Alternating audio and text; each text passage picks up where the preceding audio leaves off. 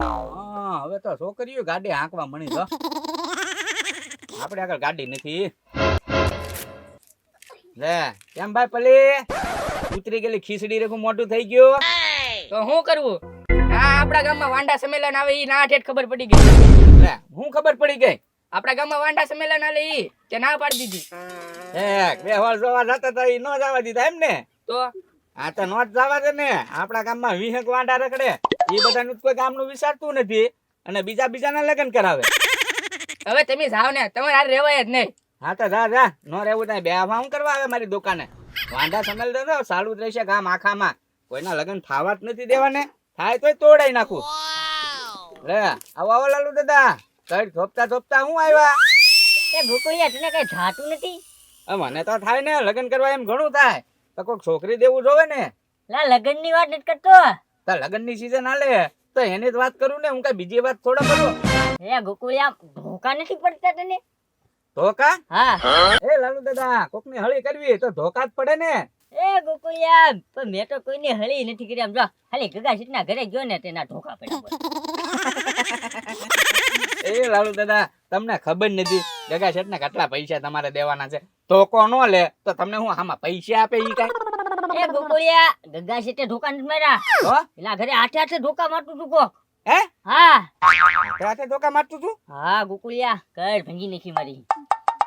હા એ વાત હાચી હો લાલુ દાદા ગગા શેઠ અહીંયા ઉભા થઈને ધોકો મને ભડ કરતો એક પીરિયાન થી આવ્યો હતો એટલી ખબર છે. હા તો ગોકુળિયા ગગા સીટે કઈ કર્યું નહીં હોય ને કાક. એ તપાસ કરતા હું હા જાને એક કામ કરી લે ગગા સીટના ઘરે જા અને ઉસીના પૈસા માંગજે જો ધોકા પડે હે કે નહીં એમ. હા તો કાંઈ વાંધો નહીં ઉસીના પૈસા માંગી જાવ પેલા. હા જા હું અહીંયા બેઠો હો. અમારી દુકાન આચો જો તમે. હા જા જા તું ધોકા ખા. હું થાકી ગયો છે અંદર જો પવન ખાવા ઘડીક બે જેવો પવન અંદર આવ્યો. બેઠે એમને ગગા શેઠ. લે ઊભો થઈ જાવ ચાલતીથી બેઠો ઈ તમને નથી ગમતું. લે બેઠા એમને ગગા ત્યાં. અરે એમ નહીં ગગા શેઠ બેઠો તમ તારે. અરે ખાલી કહું છું બેઠા છો ને એમ. આ તો બેઠો જ હોવ. હું કહું ગગા શેઠ હું અમારું વાંડા સંમેલન હાલે છે કે નહીં તેમાં થોડો પૈસાની જરૂર હતી ફંડ ફાળો ઉઘરાવા હું આવ્યો તો લાવો ને 200-300 આપો ને હોય તો. એમાં પૈસાની હું જરૂર ભાઈ? લે ગગા શેઠ તમે વાંડા નથી? હું તો વાંચો છો પણ હું તો હજી મારી ઉંમર ક્યાં થઈ ભાઈ? તમે 45-55 વર્ષના છો. ગધા થઈ જા તમે ગધા. તો એથી વાંધા સંમેલનમાં છો તમે છે ને ભાભા સંમેલનમાં રહો. ના હવે ગગા શેઠ લગન થઈ જાય ને થોડાક ફંડ ફાળો ભેગો કરવી એમાં બરોબર તો હું છે જ્યાં હોય ને ગામડે જવામાં છે ને સારું પડે કોઈનું ખાવા નહીં દેવાનું પૈસા બધા ભૂલી જવાનું છૂટું કરાવીને પાછું વહી આવવાનું. તમે છે ને એમાં ઉષા નથી આવતા સમસાગીરી માં જ નથી ઉષા આવતા તમે તો. એ પણ ગગા શેઠ હું ક્યાં સમસાગીરી કરું છું? લે જો બીજાની વાત મને કરે મારી વાત પાછી બીજાને કરે તમને એમાં કાંઈ પગાર મળે છે? ના તોય તમે કેટલી મહેનત કરો છો ઉલટી મહેનત વધુ કરીને દેખાડો છો. હંમેશા 4 શબ્દો કીધા હોય તો ભેરવીન પાસે 4 શબ્દો ભેરવીન પાસે 8 શબ્દો તમે મને કહો. હા એ તો કેવું તો પડે જ તે ને વાંડા સંમેલન ભેગું થયું છે ખાવા નથી દેવાનું ગામમાં એટલે કોઈનું. સમસાગીરી તમારું ક્યાંય સારું નહીં થાય. જાઓ તમે જાઓ. હવે ફંડ ફાળો આપો ને ભાઈ લેવા આવ્યો છો લેતો જાવ. કઈ ફન ફાળો જતો ને હા એ હાજર થાવ. પૈસા આવશે ઉપરથી ક્યાંથી? આને છે ને 2 ગદા માર અને ધોતો મૂટાય.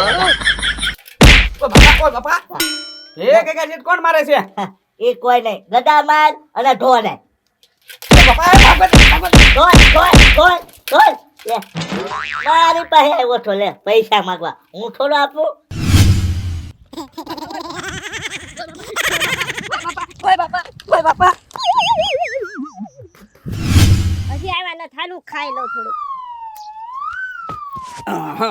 ક્યાં ગયા લાલુ દાદા? એ તો તમારી દુકાને ગયા.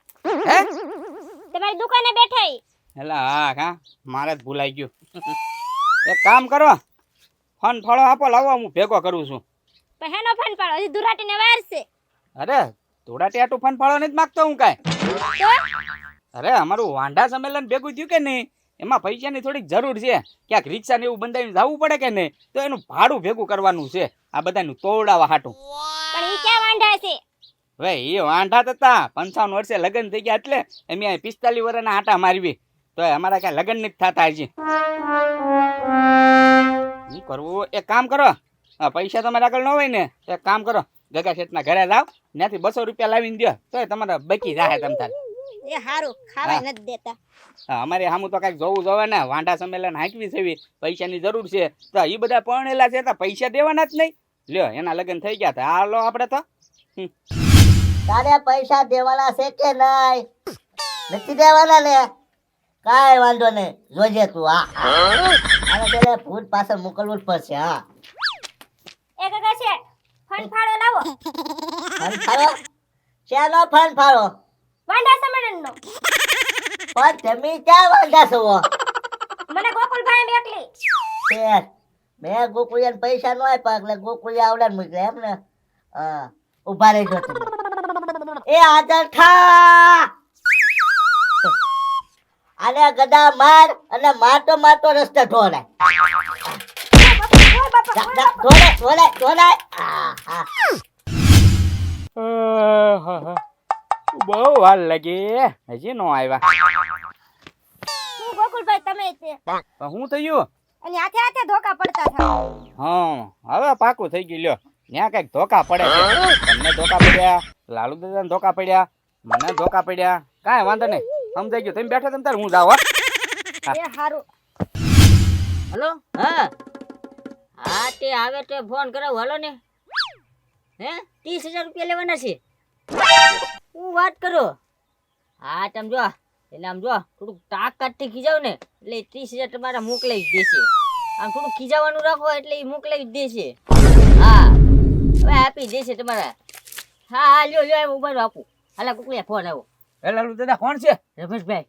એ એનો ફોન કરાવો, મૂકો જલ્દી, મેકો જલ્દી. કેમ મૂકવાનું કીધું બાપા? જેના ભાઈના ફોન હું કરવા ઉપાડી લ્યો, એ 30,000 રૂપિયા માંગે છે. હા તે ઈ તે વાત કરતો હતો 30,000 રૂપિયા આપજે એમ. તે મેં કીધું કોઈ આવે ને એટલે વાત કરાવી દઉં, તમને આપી જ દેશે એમ મેં કીધું. હવે ફોન આવે ને તો ઉપાડતા નહીં, કીધું મારી દુકાને બેઠા હોય ને તો એક તો લેણા વાળાના ફોન આવ્યા કરે. મને એમ કે કાંઈક જરૂરી ફોન હશે તો મેં ઉપાડી લીધો. ના ખબર પડી જાય તરત. હા તો તું ગગા શેઠના ઘરે ગયો કા શું થયું? એ લાલુ દાદા સાચી વાત, ધોકા પડે. પડે છે ને ધોકા? હા પાક્કું ને? હા, 2 જણાને મેં મેકલ્યા હતા, 2 ને ધોકા પડ્યા, અને હું જોતો ને તો મને ધોકા પડ્યા. ફાઇનલ થઈ ગયો. 3 જણાને પડ્યા? હા, ટેસ્ટિંગ કરી લીધું મેં તો. તો ગોકુળિયા ફાઇનલ ધોકા પડે જ છે. હવે ગગા શેઠના ઘરે આપણે નથી જવું. હા આપણે નથી જવું. હવે એક કામ કરું, હું એના ઘર બાજુ જાઉં. હા તો કાંઈ વાંધો નહીં, તમે જાઓ ઘરે બેઠો. હા. ગગા શેઠના ઘર બાજુ પાછા ફરકતા નહીં. એ બાપા મારી નાખ્યા. હું ધોયેલા મૂળા જેમ બેઠી આયા. ગગા શેઠના ઘરે ગઈ થી બહુ ધોકા પડ્યા. હે ગગા શેઠના ઘરે તને કોઈએ કીધું ના જવાનું? ગોકુલભાઈ. ગોકુળભાઈ? હા. હા ગોકુળભાઈ વાત તો કરતા હતા કે 2 જણાને ધોકા માર્યા, ટેસ્ટિંગ કરવા મોકલ્યા હતા. એમાં એક તું એમ ને? હા. હા ગગા શેઠ તો અમારી ઉપર હાથ ઉપાડે એનો કાંઈ વાંધો નથી. પાછા હવે બૈરા પર હાથ ઉપાડવા મીના છે. કાંઈ વાંધો નહીં, ગગા શેઠને મારા ઠપકો દેવા જવો પડશે. એક કામ કર, તું આ બેઠ, હું ગગા શેઠને ઠપકો દેતા હું. એ હારું. હા તારે છે ને ભૂત, મારું એક કામ કરવાનું છે. બોલ. તારે છે ને તારા બાપા, તારા કાકા બધાને તારા અહીંયા લેતા આવવાના છે, એટલે મારથી બધા બીવે ને. બસ લે થા તું. ગગા શેઠ લાલુ દાદા અવાજ હેઠે હો. અવાજ નીચે નહીં થાય ગગા શેઠ. અત્યાર લગી તમે અમને મારતા હતા એનો કાંઈ વાંધો નથી. હવે પાછા તમે બૈરા પર હાથ ઉપાડવા મળ્યા છો. કોણ મારે લાલુ દાદા? હા હવે મારા ઘરના ને તમે અહીંયા ઘરે આવ્યા તો માર્યા. મેં નથી માર્યો લાલુ દાદા. તો કોઈ માર્યા? ભૂતે. હે ગગા શેઠ હવે ભૂત હોય ફેંકોમાં આવે. હરું બોલો. આયા ભૂત છે જોયું. ક્યાં ભૂત છે ગગા શેઠ અહીંયા? તમને ભૂત દેખાતું નથી? ના મને તો કાંઈ ભૂત નથી દેખાતું. ખમો તમે. એ ભૂત લાલુ દાદા તું દેખા. એ ભૂત. ગગા શેઠ ભૂત. હવે ભૂત છે ને લાલુ દાદા ને થોડીક પરસાદી આપવાની છે. મારીને ગોઠો વાળી દે. એ લાલ એ ભૂત એ ભૂત.